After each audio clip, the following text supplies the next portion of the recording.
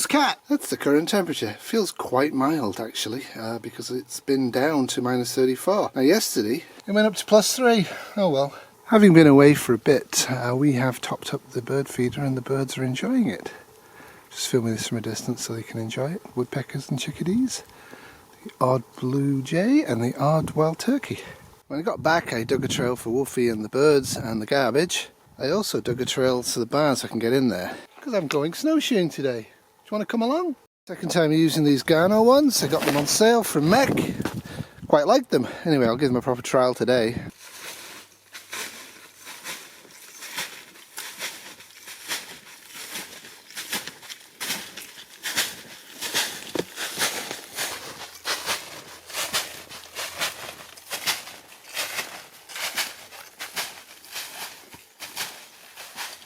Sun's come out, wish I brought my sunglasses now. Absolutely glorious. So as you can no doubt see, I'm making tracks. Something made a track there. It's now been erased. Where's it going to? Aha. That's probably an entrance for beavers. The reason I say that is because when I pan over here, you're going to see in the distant horizon a beaver lodge. I've also seen evidence of fresh beaver chewing behind me, so that's great. I'm really happy that at least 1 or 2 beavers are back here. Most happy with these. First time out was 3 hours, but it was on kind of trail, so it wasn't really a good test. This is the Beaver Pond Mountains bad trail scenario, but so far it's been good. I'm not sinking in very much. They're heavy and big, but that's no big deal. As you can see here how far I'm actually going in, but the actual depth of the snow, if I had my boots on, is about down there. But I'm still keeping away from that. Don't want to get bitten by a beaver.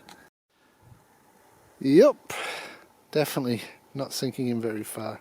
So I'm on your left and something was on the right, and the thing on the right came up here and noticed all of these tracks. And then it left empty-handed. But yep, that is beaver track from the tail. If you get good ones, you'll actually see the paw prints as well, but generally you just see the big tail. Cool. Camp Bravo is about 500 metres up there over 2 hills, and that's where I camped last time. Camp Alpha, the one that I first made, I couldn't figure out where it was. I now know it is actually in fact on Kitty and her sister's property, and that's where we're going today. So this is much softer snow and deeper here. You can see how far I'm going in. But the pole easily sinks in quite a bit further. So this is the second of 2 beaver dams I'm crossing. Much like intelligent humans, beavers always have 2 exits.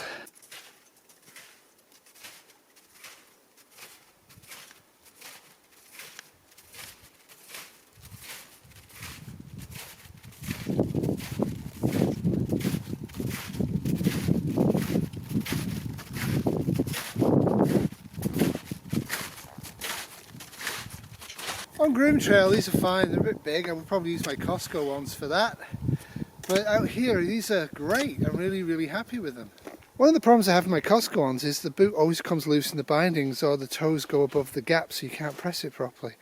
I haven't had to adjust these, they're working just great. Put them in, work.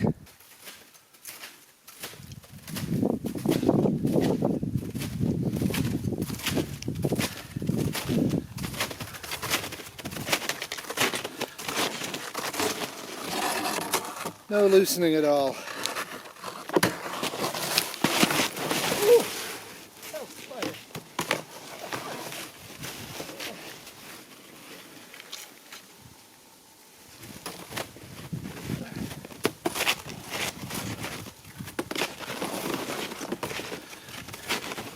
Well, that'll be on the blooper reel. Try it again. No loosening at all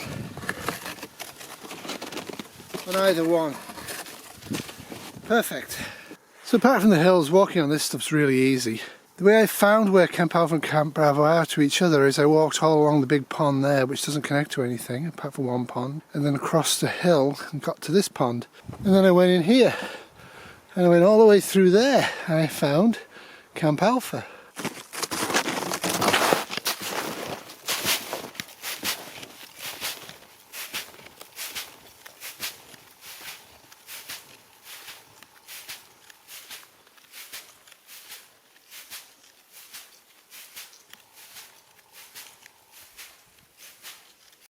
at that blue sky. A while ago I mentioned that sometimes you can see the beaver paw prints inside the tail print. And there you go. Hello! That's beaver. I happen to know from previous exploration there's actually a couple of beaver holes in there. I know from past experience there's actually a big huge hole the beavers put in there into the lake so they can get in. So I'm going to avoid that and carry on to Camp Alpha. Welcome to Camp Alpha. Bit windy, but this is a beautiful bay. And the location of that camp up there confused me for over a year. The reason being, to get to Camp Alpha from Camp Bravo, which is on the main trail, you kind of come along here and then go up there. So to my mind, this was probably on the neighbour's property. Turns out, it's not. Probably gone about 600 metres away from the neighbour's property. I was on it for about 300 metres on their road, which we're allowed to use, it's nice. And I made a little trail along here, looking at fresh beaver cut. And it went like this, and then it went around. I didn't notice. That's why you should always check with a compass, not just rely on the sun. This is Camp Alpha. That's where I slept. Over there is where I cooked vegan sausages. Don't need to worry about it too much. A little bit of prepping now can save me from getting wet later on. It also means I might not lose equipment. It's getting quite mosquito-y, and it's time to turn in and rest. So Camp Alpha is about 5 minutes that way, and Camp Bravo is about 5 minutes that way. That's it for me, Huples Cat, somewhere in south central Ontario, at the first camp I ever did on this property. And I'm going to head back, and I'm going to go home, and I'm going to have a nice cup of coffee and hang out with Wolfie the rest of the afternoon. Hope you have a great day. Thanks for watching, it's appreciated. Toodles. This has been a Sleepy Terrier 2023 production.